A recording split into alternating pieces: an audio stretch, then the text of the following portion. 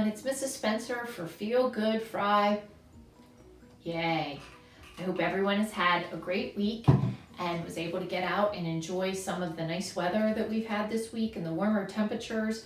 I'm really feeling like spring is going to be here finally. So today what we're going to do is, as always, we start with our Feel Good Friday 3-2-1 check-in. Then we're going to talk a little bit more about the brain this week. We're going to do an activity that will help us think about some ways that we can kind of calm our brain down when we are stressed. And then we're going to come back for our brain teaser of the week with our answer and then a new one for this week. So let's go ahead and get started with our Friday Feel Good 3-2-1 check-in.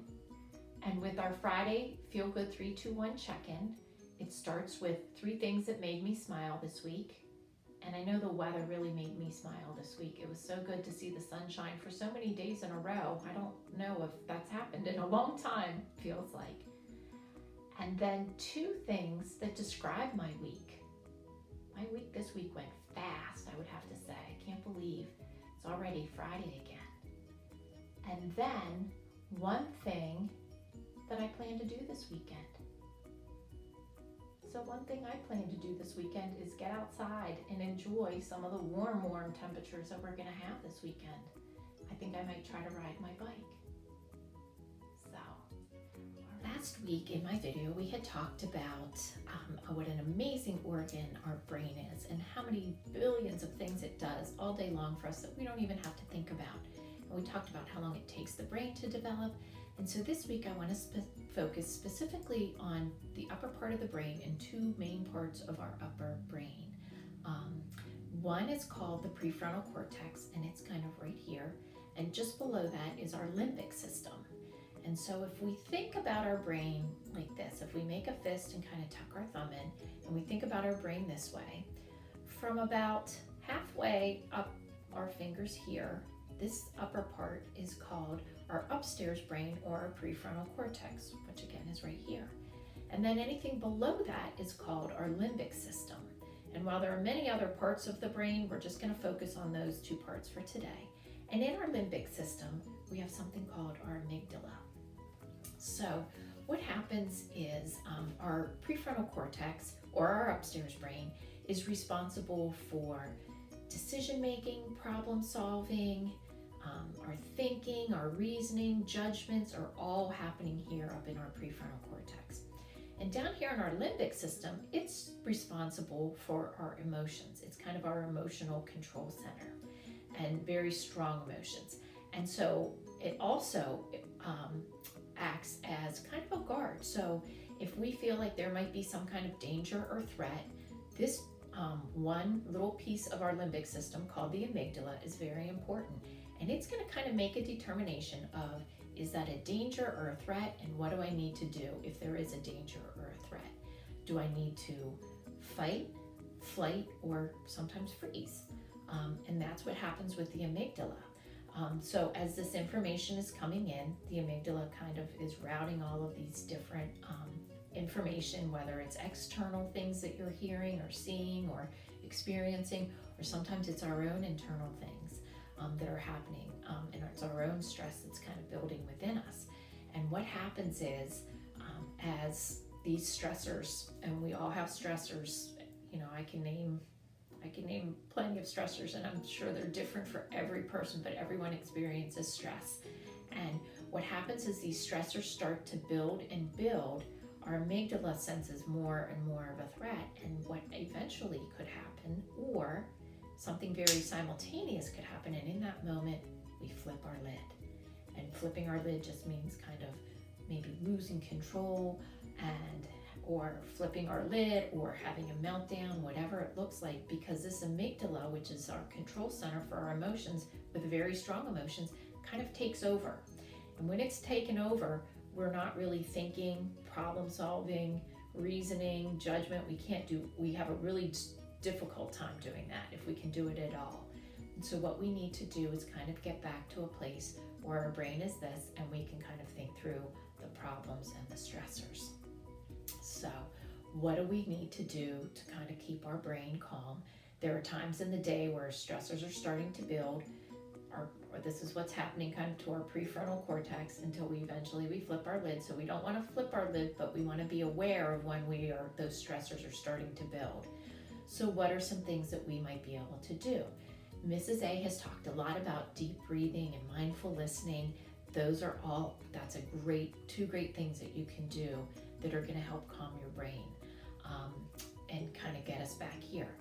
Mrs. Ryan has talked about using mantras, and that's another great idea, because as we're starting to feel stressed, maybe we're stressed because we have a test coming up and we just don't think we can do it, but then we need to have that mantra, like, you can do this, or you got this. Whatever your mantra is, it's really helpful in helping to de-stress us. Other things that we can do might be to take a walk, get a drink of water. If you're at home, you can blow bubbles, go for a short bike ride. Last week I showed you just a brain break to do, and that's a great thing to do. Brain breaks are great because it gives our brain a chance to kind of hit that reset button and get back and be able to focus again. So there are a lot of different things that we can do before we flip our lid. Today's activity, we're going to make something called a fortune teller, and everybody will make their own and include their own calming strategies. So once we're done making your fortune teller, you get to decorate it, and I'll show you how you do it. I'll pick the color red, R-E-D. Then I pick a number, 3. 1, 2, 3. Pick another number, 5. 1, 2, 3, 4, 5. Then a last number, I'm gonna pick number 7. Lucky number 7, right? And it tells me to go for a walk, because that's something that's helpful for me to calm my brain.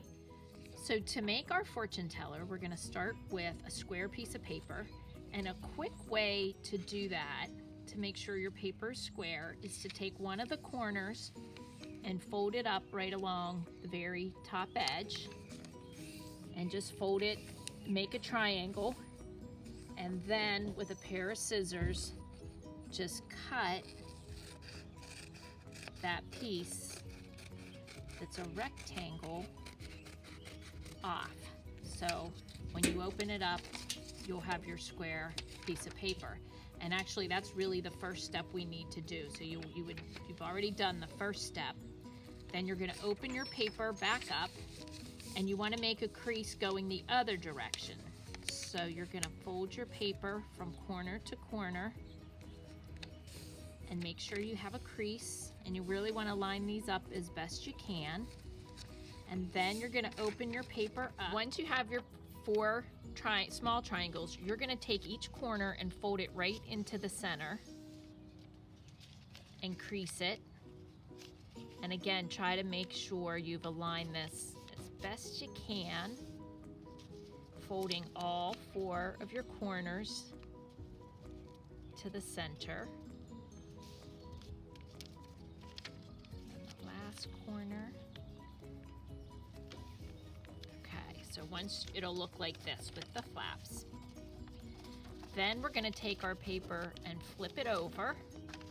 And you're going to do the same thing, is fold in each corner to the center again. And I can tell already that mine's not going to quite be perfect, but it's going to be fairly close. So the better you are at folding, the easier it is. So once you have it like this, your flaps are here. You're gonna fold it in half each way, and on the half where you kind of have these 4, you're gonna put your 2 fingers in on one side. You're gonna take your 3rd finger and just kind of start to push them together to make your fortune teller. So you'll have your fortune teller. Once this is done, you can color each of the flaps whatever colors, and then you'll flip it over and have your numbers. And then you're gonna put what different techniques help you when you're upset to kind of calm that brain down. So I have take 5 slow deep breaths, listen to music, blow bubbles, go for a walk, color a mandala. And now everybody will have their own calm down fortune teller. And now for the moment we've all been waiting for, the answer to last week's brain break. So the last week's brain break says, the more there is, the less you see. What is it? And the answer is fog, because the more fog there is, the less we see. Don't know how many of you got that one. I think I cheated on that one too. But now to this week's brain break. The question asks, before Mount Everest was discovered, what was the tallest mountain in the world? I hope everybody has a wonderful week, and we'll see you next week for Feel Good Friday.